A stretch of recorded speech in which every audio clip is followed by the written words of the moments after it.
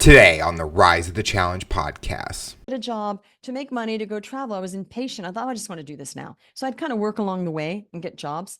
I did see a lot, but now I don't want to do it that way anymore. I don't have to. So I wouldn't recommend that actually. But, things were different as well. Now we can, people can be digital nomads now. We couldn't do that then. I'm kind of jealous because you can travel now and just have an online business, and a lot of people do that. We did not have that kind of opportunity. Welcome to the Rise of the Challenge podcast. Joining today, she's a business and executive coach, Jeanne Omlor. How are you doing today, Jeanne? I'm doing fantastic, Alex, and you? I'm doing so good. We are so excited to have you on the show to talk about your rise to the challenge. What we like to do with all of our guests is go right to the beginning. Talk about where you're from and what you like doing growing up. Sure. So I was born in the Bay Area of in California, and my parents decided to move 10 children and themselves to Australia in 1972. Wow. So I was young, very young in those days, and still young at heart, but actually young. And so I grew up in Australia when it was very, very different, when it was very cut off from the rest of the world, and not like now. And that was interesting. And I was just telling my children yesterday, it's kind of good we went because it changed my life in a very different way, that I wasn't just an average American. Mm-hmm. Because you learn stuff. And then I grew up there, and my first career was as a fashion designer. I went to college to study fashion, and then I decided to travel and became an actress along the way, and lived in Europe for 8 years, et cetera, et cetera. So that was the beginning. You only asked me the beginning, and I went on a bit. Growing up with 10 siblings, as I'm an only child, so I can't relate to that. But what was that experience like? Did you get Okay. along with certain than others? Okay. So it's 9 siblings. 9 10, siblings, yeah. including you. Well, it's interesting. I'm really glad that I have all these siblings now. What a gift. Yep. A gift to have all these friends, and we're all on, now that there's social media, we're all on like group chats, and it's amazing. Growing up, I was somebody that liked calm. So for me, liking calm and all that noise all the time wasn't such a fit. So, but we had a very stable, my parents were very stable couple, and very loving, and we had ups and downs with that as well. Um, it was, I think at the time, you don't appreciate it. Later on, when people go, "Oh, I wish I had had a lot of siblings because I was all alone and I hated being an only child." And now I get it. I'm very grateful. But growing up, you don't see that. You're like, "Oh, but you probably get, I don't know." Um, it always seems cooler what other people have. But then people would say, "Wow, that's amazing. I wish I had so Yep. many brothers and sisters." And I'm thinking, really? Okay. I always tell my mom, and that conversation always comes up because my dad and her, they'll blame each other for why there's not more More. siblings for me. And I have to utilize my friends as my Mm. siblings in a way. When you're growing up, you talked about you went into fashion design. Did you have a Mhm. passion for that creative artistic side prior to that growing up? Yes, I did. I was always really good at drawing. I wasn't like a genius drawer, but I was really into drawing. And in school, I was always like chosen to be in the art awards or whatever. So I was always really creative. Yeah, 100%. These are my paintings in the background. Um, so which I don't really do enough of now. So yeah, I was always really creative. I was kind of like, there's several black sheep in a family when there's 10 of you. I was one of the black sheep in a way. So absolutely, I was, and my grandmother was actually an artist. She was a painter and a sculptor, and so I had that in my blood. And I was probably the only artistic one in the family that was like artistic, you know. So yeah, absolutely. And I thought, should I study painting, or should I do something sensible, like something that could get me a job like fashion? And I really was really interested in fashion in those days as well. As you're growing up, sometimes we have that big inspiration, that person that really motivates us. Who was that for you? No one. Okay. No one. My dad was a brilliant person. Okay. So he was definitely, you know, a very motivated person. And I guess that did motivate me just watching that. But I never thought about that way because it was modeling being a go-getter. So, yeah, I guess it was my dad when I think about it. But we didn't have a lot of like, you got this. We didn't have a lot of like personal coaching going on in those days. It was like, okay, do what you want to do, But I think with 10 children, the parents are less like focused on like tiger mom, it's like so Yeah. many. It's like, okay, let's hope you work that out. But definitely my father was very, very encouraging when it came to sports. He loved sports. I was very good at sports. So there was like, oh, and great, you got a great your report card. That's great. We get some money. But there wasn't a lot of pressure around that, I must say. And with the sports, it was like not a lot of pressure, but oh, that's amazing. You got a trophy. Here, we're gonna have a celebration and bake a cake for you. He loved that his daughters were good at sports. Was that something that really brought a bond between him and you, was sports in a way? Well, not really, because he wasn't actually a sports person himself. He was just proud of me. But no, I was very close to my dad in any case. So yes, he was close to all of us. Let's put it that way. So yeah, no, I didn't really have any in those days it was different. We didn't have social media. We didn't have like go get it, My dad obviously was very successful in his own way, not with business, but in other ways. He was a mathematician and he was also a theologian and he also had 10 children and a job. So he got a lot done for somebody that had such a lot going on in his life, but was still had time for us. So um but it's different then, we're in the middle of nowhere. There wasn't like, oh, we're going to motivate you and get on social media and hear about mindset and, making $1 million by the time you're 20. It was Yeah. different, very different. So it was a different world. So I sort of self-motivated myself in a way.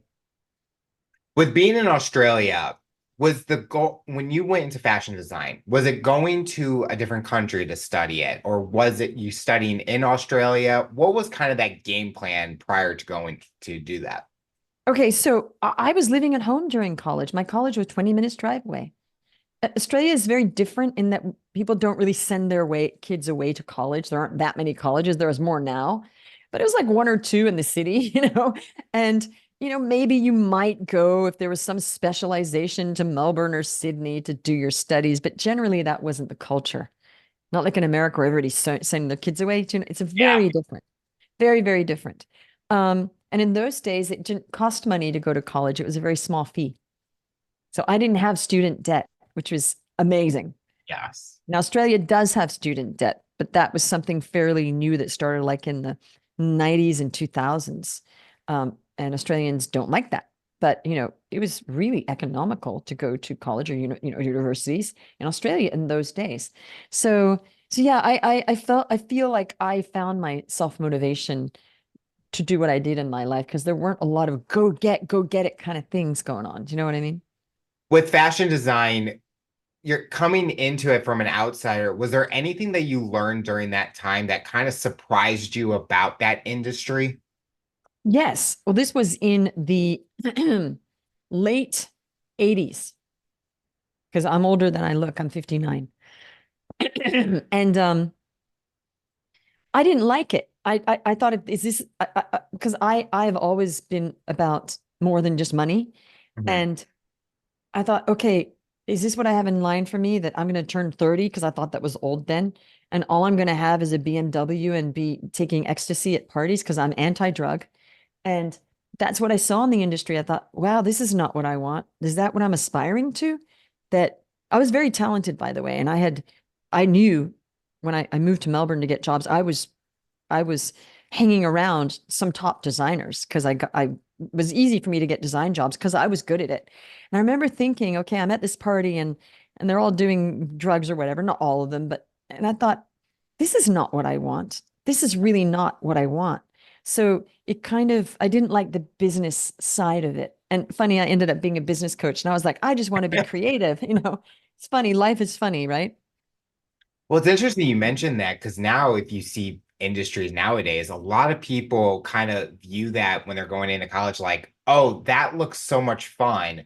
But then they have Yes. a different kind of thought of when they actually get into it, they're like, oh, this is not what I expect to be in. Or even like if you're part of that college group, like the fraternity sorority kind of situation, you hear the things about what goes on, but then when you get into it, you're like, I didn't know it was like this. Well, see, that's what needs to change in the world, and it's already Yeah. changing. Like my kids are not just going to college; they are going to do their SAT, do everything we can to get, scholarships, get accepted and defer a year to Mhm. go out and try different things because that's what was broken is we should have been going into fashion houses and seeing what it was like working there, but nobody did that then. It's just I want to do this, right? So it's come a long way, and I think it's about time that people actually do some research and get their kids to get internships to see what really happens so they can go, whoa, I don't think I want to, be an investment banker, or I don't think I want to be an engineer, or maybe publishing's not for me. And by the way, AI is going to do all that soon anyway. So nobody should do that, right? Also with AI in the next, year, 2, 3 years, it's exponential growth. We might not need most of these college degrees. They're going to be completely archaic. So they're especially now. So yeah, we didn't do that then. But I did learn a lot. And I told my kids the other day, doing something like that, you're learning concepts and how to create concepts. And it's about boxes and it is a kind of engineering stuff. And that formation did help me in a lot of other ways in my life. I love that you brought up the internship part Mm, because I did one. I went to school for sports management. I always mm, loved the business side, but I loved the sports aspect. And hmm. I knew I didn't think of it as oh, this is going to be an easy, fun job. I knew Yeah. it's a lot of work behind the scenes. I wish I did more internships or more really Mm, getting into the office and see because hmm. I'm not even in sports right now. And I have a degree that it's not being really utilized right now, but I kind of am working my way trying to go into really connect with those people to really learn what they do. So I Mm, think when you brought up the internship, students should take that opportunity to try different areas, try different things, learn right. because you don't Yes. want to go for being a lawyer and then you get into and you hate it. And you hate it. Just went Yeah, all that exactly. schooling Yes. for nothing. Exactly. And the thing is this, when you're doing internships, people tend to tell you what's really going on, like, don't do this, or, and I think it's worth the year to just defer. You got nothing to lose.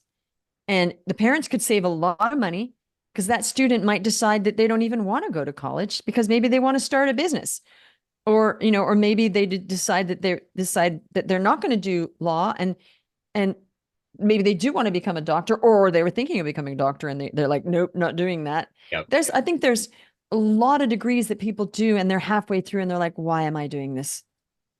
It's such a waste of time and energy and life and money. Yes. You talked about traveling. What were those places that you enjoyed traveling? Well, I did a lot of traveling when I had like no money, so I kind of like going back when I have some money now. Like, I do quite well now. But it was interesting because I was a real traveler and I went to places where, you know, uh, you know, it was an adventure. Mhm. And when I was living in Paris, I was living in a garret, like Mimi and La Boheme, with no water and overlooking the Church of Saint Sulpice, one of the best streets in Paris, but I had no money. Ooh. And so it was interesting. I don't recommend being poor, but the romantic part of me was like, oh, how cool, I'm poor in Paris. But then I thought, okay, this is no fun. Yeah. I'm done. So I haven't been back to Paris in a while. I did go back once and I was, doing better so I could actually enjoy it. But actually I was thinking, hey, I really do want to go to Paris and just like live for 3 months and do whatever I want. Um, but I really enjoy, well, different countries. I love Paris. Um, love Rome, love Italy, and I love Greece. Greece is a very fun place to travel. And I did go back to Greece when I had some money, so I wasn't like, you know, down and out. So yeah, I mean, I love traveling to a lot of different places. Um, Also, I like traveling in America as well and discovering stuff. You talked about going to all these places with no money. Was that a financial, did you kind of lose it? Did you kind of spend too much prior to going it? What was that kind of aspect and making that decision to travel with no money? Oh no, that was when I was young, right after I Yeah. decided, yeah, when I was young and I thought I'm just going to go travel the world. It was many years ago. Um, no, I would never travel with no money now. Yeah. That was me being adventurous, like, oh, I'm going to travel and on a shoestring, blah, blah, blah. Because I was just so curious to see the world and I didn't want to wait to get a job, to make money, to go travel. I was impatient. I thought, "Oh, I just want to do this now." So I'd kind of work along the way and get jobs. I did see a lot, but now I don't want to do it that way anymore. I don't have to. So I wouldn't recommend that actually. But, things were different as well. Now we can people can be digital nomads now. We couldn't do that then. I'm kind of jealous because you can travel now and just have an online business, and a lot of people do that. We did not have that kind of opportunity. When did you feel that it was the time to kind of stay at one place and really develop that career that you were wanting? Well, that was when I moved to Paris. I was there for 6 years. So I didn't do that much traveling when I was in Paris. I would just go on, summer vacation places. So I was there and I was working in all sorts of jobs. I was a translator. I was teaching English. I worked in with a cordon bleu chef in the embassies doing food design. So that's where the design came in handy as well. That was just a casual job. So I was just kind of doing what I could. And then I got tired of being clandestine, and we were always trying to find, I had a friend who was a lawyer and he was trying to find a way to get me papers there. And it was just not going to work. So I thought, I'm going back to America where I'd never lived before as an adult. And I had to apply for a social security number, Oh, yeah. which was interesting. So yeah, it's been kind of funny. And they were like, "You don't have no, I know I have a passport, but no social security number." So that was interesting. Where did you go in America? Where was that going to be that home base? New York. I lived in New York for 19 years, Wow. longer than any other place in my life. And I loved New York. Excuse me. And it was a great place for somebody that was also being an actress and also doing a bunch of stuff. And it was great for the time it was. I don't need to live in New York now because, why? I don't need to live there now. Most of my friends have moved out. And Oh, yeah, you know, I was there because of the arts and the fact that I was an actress. So, but after I had two kids and I realized it was good for them to spend some time, but I'm glad we're out, actually. with acting and the arts aspect, did you learn something new in that experience during that time? Because New York is definitely one of those top areas with the stage, arts, fashion, Oh, everything. What was something 100%. fun that you learned there? Oh, I was always taking, acting classes. I continued my classical singing studies. I, learned the whole New York actor thing of, doing the auditions. So, yeah, I mean, it's hard, especially Oh, because I came, when I moved to New York, I was already 32. So it wasn't like, oh, here's this new, blah, blah, blah. Very hard. So I always had other work on the side, but, I just wanted to know that I'd done my best to try. So I have zero feeling like, oh, I really didn't try. I tried. Acting is a hard thing. A very small number of people can make it. So it defies all of those mindset rules that you know what I'm saying? yep. Only a certain tiny number.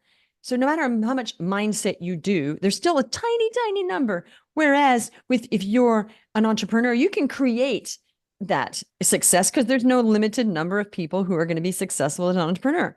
Very different. I always thought the kind of that entertainment industry, the competition nowadays is just getting bigger, bigger, and bigger with the amount of singers you see out there, Mm. actors and actresses. It's like you almost have to have that like unique thing that makes you stand out from the rest, or you have to go through that long way of really building up that resume to finally connect with that person that can get you to that next Mm. level. Actually, most of the people that make it have connections. Oh. Most of them I now mean, that's have from a person like me being an connections. outsider. Like, Right, we're right. seeing it from that way. You need an enormous amount of luck as well Yeah. that people downplay. Yeah. When you started having kids, what did you need to think about? What's that next career for you? That's something that can have that stable job to bring in that income because you're now feeding for more people. Well, not really, because I got married at the age of 40 and I had an idea of starting an ad agency, and that didn't happen. an advertising agency. That didn't happen. And then when I was separated, yes, I did need to think about that because I had a 1-year-old and a 4-year-old in New York City with no money. So yes, later on, yes, that happened. Um, and I started a kids blog, and that didn't really bring a lot of money in, but people loved it. And it was sort of world known in the kids blogging. I thought, okay, what do I do now? And I thought, well, I've always been really good at coaching. I used to coach actors, and I thought, I think I'm a natural coach. So that's what got me into it 13 years ago. With that, you mentioned the separation and then going into how not having that money. Did it kind of Mm. bring flashbacks of when you were traveling, not having money? Or did it get worse with being in New York and how the cost of everything became maybe a Well, little I mean, it's different because you have kids and you just need to make it happen. bit? Mhm. When you're on your own, it's like, oh, well, I'm young and I'm going to work it out. So it's extremely stressful. And, any solo parent can relate. And even parents that aren't solo that are having, you know, financial issues, which is a lot of America, super stressful. It's no way to live. And that's why one of my core values is helping people to thrive because I've been there and I've now done very well. And I'm like, wow, I'm really emotionally connected to helping other people to thrive, whether they're, down and out or not down and out. It's just that's my mission is help people to thrive. And money is important. And having money does change your life. I don't care what people say. You need to have money to take away anxiety of paying bills, paying rent. As soon as you're at a point where you're not worried about paying for car payments and rent or mortgage and food, you're at a different level then. Because most people are stressed out all the time just about making ends meet in America.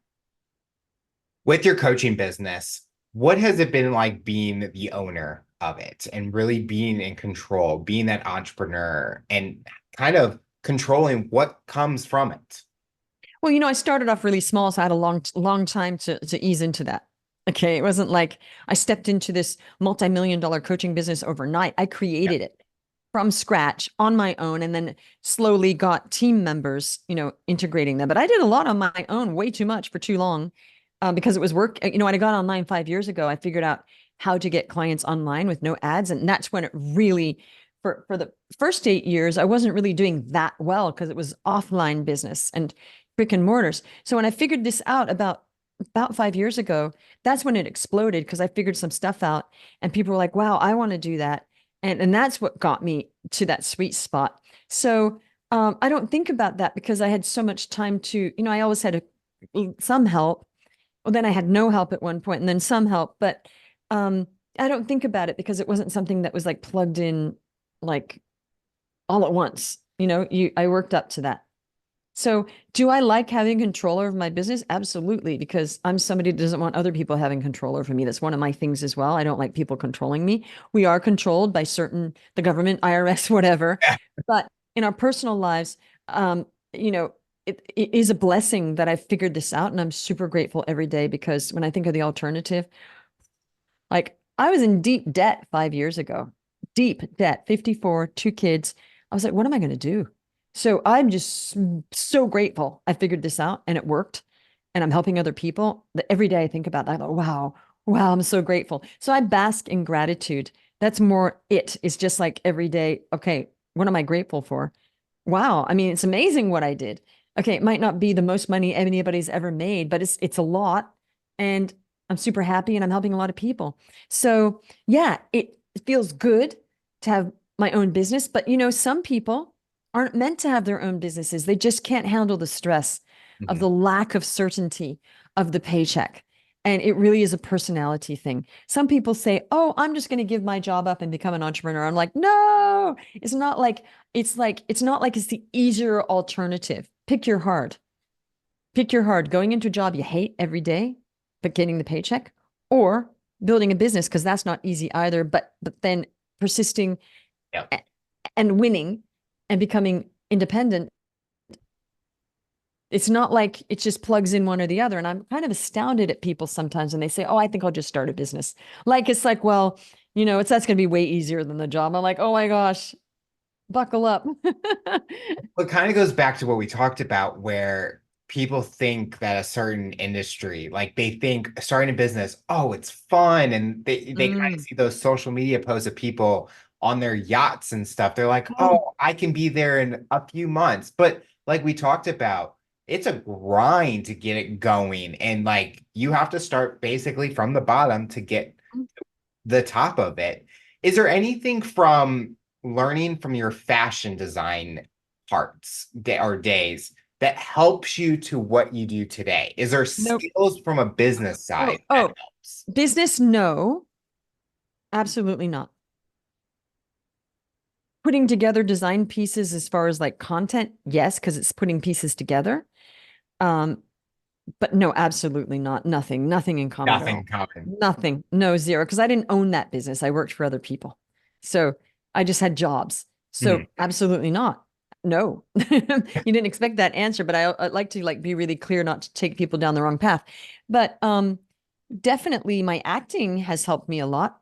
Okay. That's what's helped me more of persisting, not worrying about rejection, not looking at the rejection, keeping it going, just keep going. And okay, that's fine.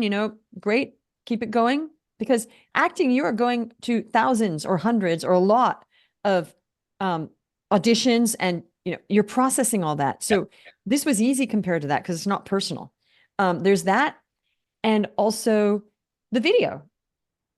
I, I'm I'm better at video because at first I wasn't because actors generally aren't good when it's not acting. But then I got over it and I thought, you know what? All of that learning stuff, and also I can do videos and pretty much remember what I'm supposed to say. Um, yeah, I mean that helped actually. It's interesting because the fashion part, nothing, but the acting Mm-mm. side, it's from that kind of that personality area with the kind of the skills from there really helps. And Yeah. especially acting and being able to speak in front of an audience, doing podcasts, that Hmm. area kind of helps to where you are with speaking. And it's just amazing that it kind of shows that a lot of things that you do in your past, sometimes those skills or the things that you learn from those days can be incorporated into what you're doing today. You just may not realize it at initially. Right. Well, I do realize it because I was thinking, okay, the acting definitely helped. The rejection and over and over and over again, and just like, oh, it doesn't matter, keep going. The whole speaking thing, content, um, the fashion, maybe because I know how to dress in front of a camera. Actually, I'm wrong. That does help people go, I love your outfits. So that's helped with branding, actually. So, yep, you're right. Um, and colors. So yeah, I guess yes. But and also working on Wall Street as an executive recruiter, that definitely Oh, helped. Again, it's the reps and yep. the there's no rejection, just keep going, do the reps, right? Also selling, because selling a job to an investment banker who does not need a job because he's making millions of dollars already, that's hard to sell. You're Mhm. selling ice to Eskimos. So I learned a lot about negotiation because they're not like looking for a job. So I found a way to get them on the call with me and come in and meet with me. So that's persuasion. So definitely all of this definitely helped. Something that you talked about being in debt is something that listeners that are listening to this may be able to connect with. They have gone through that journey Mm. from a mindset. What was that like for you? And what did you kind of tell yourself to know that you'll work through it, you'll get out of it, and things like that? Or was it really hard for you to kind of be able to think that way? Okay, so first of all, I'd never been in debt in my life except for maybe $2,000 on a credit card, and I knew I was going to pay that off because I don't believe in being in bad debt. Okay. Mhm. However, the way I saw the debt was it was a necessity. So it was not that I was irresponsible.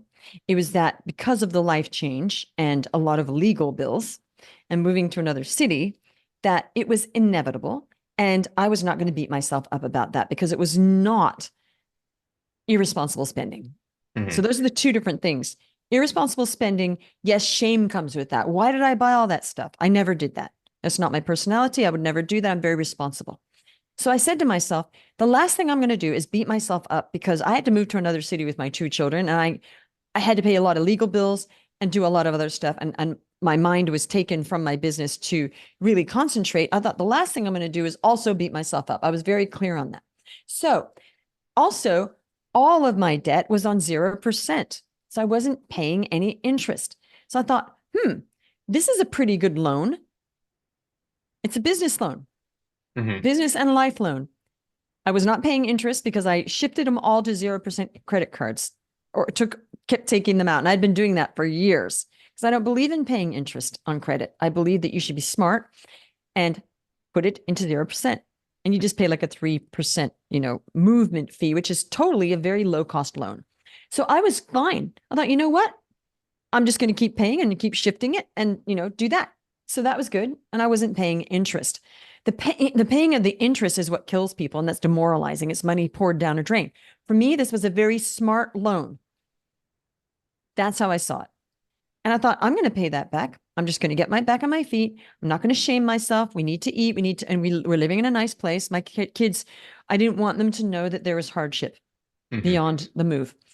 And I did a good job of that. I never said we can't afford anything. I'd say, hey, you know what? Why don't we do something else? Or we'd go to a restaurant. I was doing, in a restaurant, I would go and I would do the mathematics, like exactly what they could order. But I didn't go, oh, you can't. Oh, mom, let's have this. I think, you know what? I think this would be better, the cheaper thing. Right. So it was all about not burdening my children with that as well. So, and later on, they said, we thought we were rich. I'm good. I wasn't going to say, because we did everything we needed to do. We bought good food. We lived in a very nice place. So they didn't know any better. And I wasn't going to tell them, mom's in deep debt right now. They don't need to know that. So I did a good job because one of my daughters, she was crying when she goes, you were in deep debt. I said, oh yeah, I'm so glad. Oh, she goes, I didn't know that. I said, good. You didn't need to know that. So that was my experience of being in debt is very different from a lot of people that just sort of get themselves into debt by bad spending habits. Some people also have a similar story. And if they do, well, don't beat yourself up. That happened and you're going to get back on track. And it wasn't because you're being irresponsible. Stuff happened. Also, some people have medical bills. Hmm. That you cannot shame yourself for that your insurance didn't cover all that. And then you got the other, that's just, you just got to like not blame yourself for those things that you were responsible about, but then something happened. That's the key. But I must say that it was amazing when I was able to pay that debt off like almost at once. That was like just pay it down and like, whoo, because I don't like bad debt at all. So, but I just had faith. I thought at some point I can't let this also be a source of anxiety. I have enough anxiety. So I just got to have faith and, keep praying for the right thing and look at when there's a good opportunity. And even if it scares me to death, do it. Because I've done a lot of things. It's not like these decisions that are life changing are ever easy. It's not Hmm. like, oh, that's exactly the right decision and all points to it. It's like, okay, this is really scary. And anybody else might think this isn't the right decision. What do I do? And, we all make bad and good decisions. The best investors make a lot of bad decisions and a lot of good ones. It's just they make more good ones than bad. So there's all this shame involved about decision making. And I made such bad decisions. We all make bad decisions. Some make worse than others. So it's just like, how important is the bad decision? Like the person you marry, that's like the biggest decision, whether you don't want to make that a bad one. Okay. Yeah. All right. Obviously, I messed up there. But do I you got to move on. You got to move on and not belabor the bad decisions, but do try to just get better at decision making as you go. And I'm certainly not, I was thinking of actually creating some sort of course on decision making because it's fascinating to me that it's not about making all good decisions. That's not possible in life. Otherwise, we'd all be multi-billionaires, right? Yep. We would be the people with the best marriages, with, the best houses, the richest, billionaires, spiritual. We would be like perfect people if we made all right decisions. Would you agree? Oh yeah. Yeah, not possible. That's not human life. So No. we've got to stop blaming ourselves for being human. Plus, being human, you rise to the challenge and you learn from those challenges that you face. Because if I never experienced my challenges, I wouldn't be the person I am today. And I feel 100%. I've Yes. become the best version of myself going through those challenges because I took them on. I was able to overcome them and Mm, I've grown from them. I know what mm. not to do, but I know what I need to do in the future if that happens again. And then that will change. You'll start questioning what you think you need to do when you have a new situation coming up. Yep. And that goes on for the rest of your life. Now, I'm glad you said you're the best version of yourself because I feel like being the best version of yourself is a life mission. Like I wouldn't say I'm right now the best version of myself. I'm working towards that. Um, but there's no way I could say that right now. I'll never be able to say that ever. And I'm always increasing that. It's not like I Mm, hit that peak and then it's like, oh, no, now he's not going to become it, but I'm still right. climbing that. Something that Hmm. our listeners like is to learn even more about our guests. When you're Hmm. not working, what do you like doing for fun that maybe people don't know that you like to enjoy? Well, I love hiking. Unfortunately, my daughters don't love that. And um, yeah, cycling and swimming and uh, I don't love working out, but I do it. And I hired somebody to help me do that, but I don't love it. I just want to build more muscle. And yeah, I love movies as well. I like going to the movies and I do like exploring. Where And sometimes I paint as well. with hiking, swimming, cycling, and exploring, where's that next destination you're hoping to go to? Actually, funny you say that. I'm thinking of taking the kids to Mount Rushmore and the Black Hills Oh, that this would be fun. summer. We went to the Grand Canyon last summer. Did they enjoy that? Uh, it was hot. Really? So, kinda, it was very, very hot. Yeah. Having those times spending with your kids, what do you value that as a mother?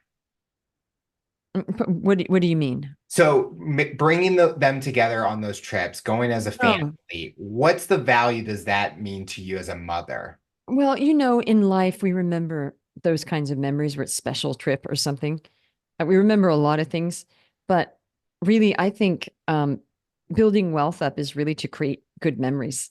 It's Mhm. really you can't you can buy memories, you know, and hopefully everything goes well when you're there. But it does. You can buy memories. You can create memories without money as well. But I just love the fact that having more money means that I have more freedom to create those kinds of memories like, oh, we're going on a trip. And I always took my kids, actually, always took them on a summer vacation, even when I had like almost no money. I just made it happen. Always just made it happen on a shoestring because that was really important that my kids, every summer, we did something so that they would have those memories of a summer vacation. I love that you mentioned that because my mom and I have a tradition that I think we're on the fifth year doing it, but we take a summer vacation. We both request off for a week. We pick a destination. Oh, We just go and do that because as much as we have such a bond that we talk like 20 times a day. She'll listen to this and laugh when I say that. But I always thought that I want to build those memories because Mm. you never know when the last day is. And Absolutely. I Live every day as love your last. I love looking back at our photos and seeing all the amazing stuff that we do. And each year we're like, let's do something different. Let's try a Mm. different location.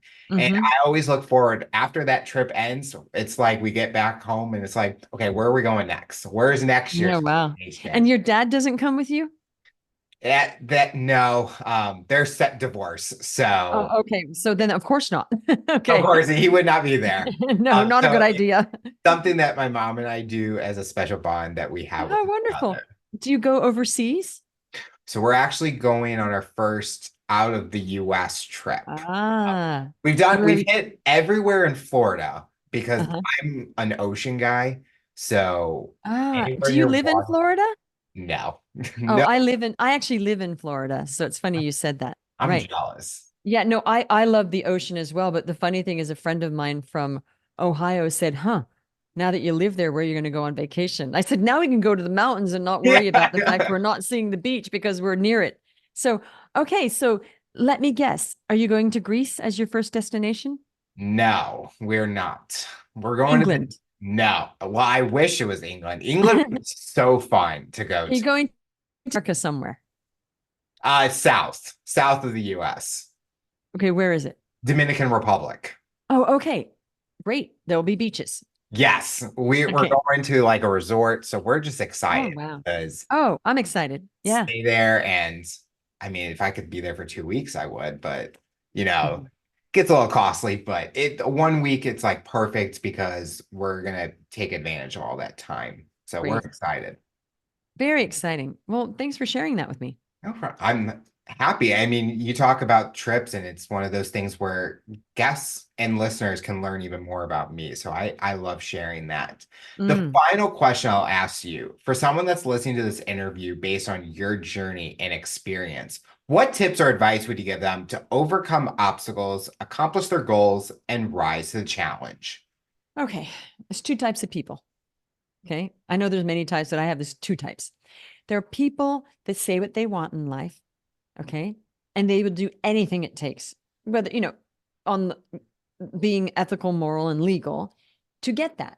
Like, I really want this. I'm going to figure this out. I've got a problem to solve. How am I going to solve it? Solvable problem. I'm going to get there. I'm going to figure it out, and I'm not going to stop. And I know I'm going to fail along the way, and I'm going to feel sorry for myself, but I'm going to keep going. I'm going to get there. That's the first type. There's the second type that says what they want and will not do whatever it takes. And that creates pain in our lives because then you're in a limbo because you're saying you yearn for something, yet you're never going to be, or you're not at the moment ready and willing to do what it takes.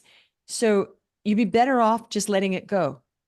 So my advice is figure out what you want and are you prepared to get it? If so, go get it. Go hire people, go get it. Or decide what you want and ask yourself honestly, am I willing to do what it takes to get that? If not, give it up. Give it up and live peacefully. Because the one thing we want in life is peace of mind. And that is just a recipe for regret your whole life. Oh, I said I wanted to do it. I never did it. Now I hate myself. But you were never going to do it anyway because you didn't want it enough. So get really clear on what you want and how much do I want that? Do I really, really want that? Good. Am I willing to do whatever it takes? Or am I going to say, oh, no, I'm not going to invest in that because that's too hard? Then give it up. But don't keep saying you want something if you know that you are never going to be prepared to take any risk or get out of any kind of comfortable or familiar zone.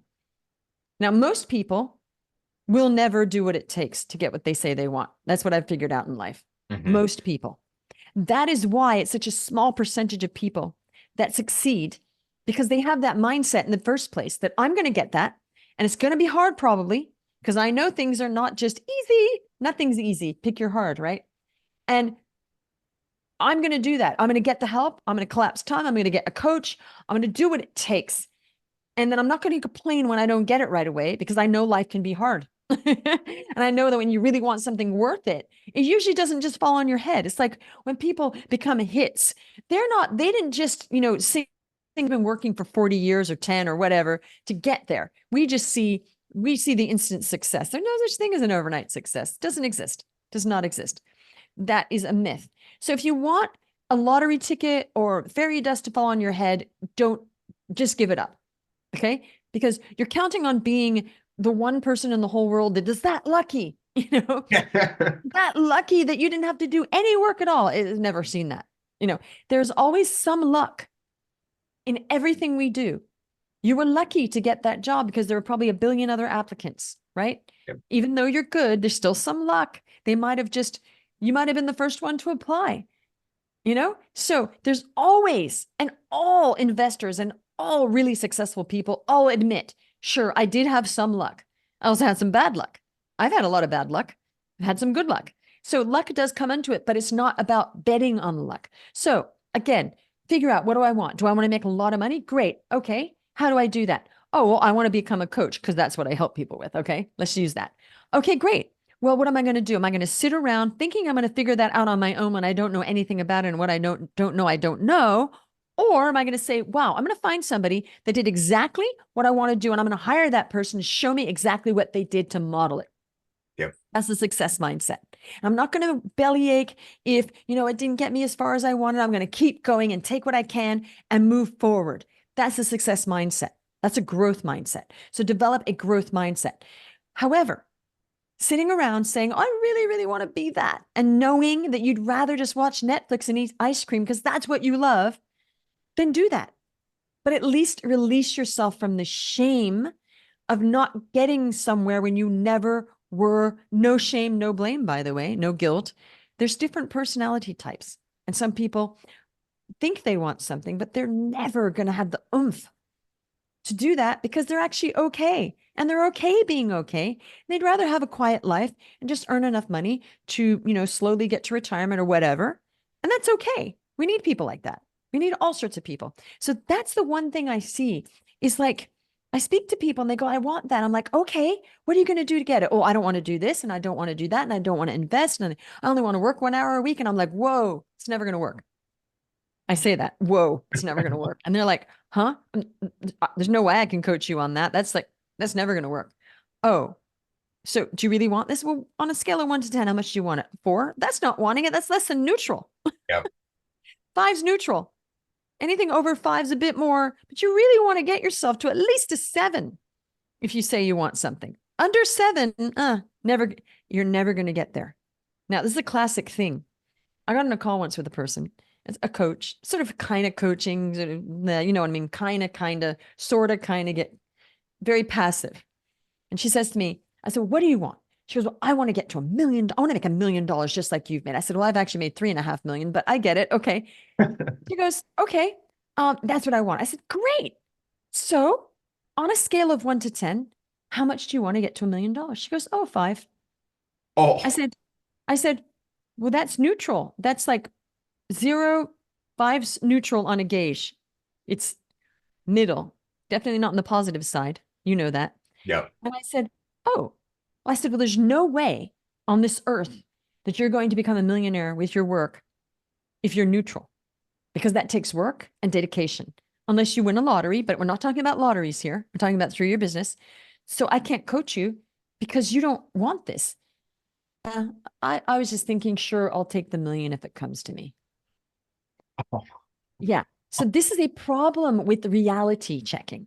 Okay. And I said, oh, I said, well, this will never work. I can't coach somebody that this won't work. And she said, oh yeah, I don't want to invest anyway. So she didn't want to invest. She was hoping that maybe $1 million would just fall in her lap. I wow. did not have $1 million fall in my lap. I worked very hard for it. And most people, all people who are not just given millions of dollars by their family and work, there's work involved. Okay. And then of course there can be some, flow because you get on a roll, right? And you optimize that. But the first million is the hardest, Mhm. really. So that's the advice. Figure out what you want and be real with yourself. And then if you're not willing, let yourself off the hook. Or ask yourself, do I want to become willing? Because some people move from category 2 into 1 of when they realize, uh-oh, I do want this. Maybe I got to get myself into that, doing whatever it takes. I want to thank you so much for coming on the show and talking about your rise to the challenge. You're inspiring so many people, and we are excited to see what the future looks like for you. Thank you so much. It's been a pleasure to be here. Stop right there. Make sure you hit that subscribe button. You don't want to miss out on all future content. Make sure you also follow on all our social media platforms. You'll see even personalized content on there. Hopefully you enjoy. Stay tuned for more on this episode.